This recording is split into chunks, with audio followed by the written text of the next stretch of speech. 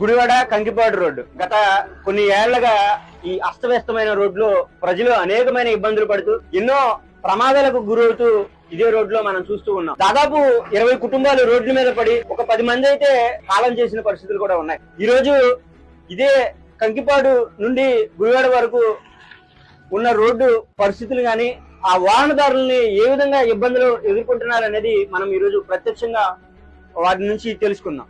ఎలా ఉంది మీకు ఈ రోడ్డు మీద? నరకం మామూలుగా మేము వారం డైలీ జర్నీ చేస్తున్నాం. కంకిపాడు నుంచి గుడివాడ నరకం కనపడుతుంది. జనాలు యాక్సిడెంట్లు అవుతూనే ఉన్నాయి, పడుతున్నాడు నరకం జనాలకి. ఎన్ని రాజకీయ పార్టీలు మారినాయి, రోడ్డు పట్టించుకుని నాదుడే లేడు. మరి ఈ రోడ్ లో డెలివరీలు అయిపోతున్నాయి. మరి నీళ్ళు వేసుకున్న వాళ్ళు ఏ ప్రదేశం మాట్లాడు. ఇప్పుడు మేము అంటే ఉట్టాలు అంటే ఏదో ఒక సాధ్యంగా వస్తున్నాము. మరి కడుతో ఉండేవాళ్ళు మరి ఆపరేషన్ చేయించుకున్న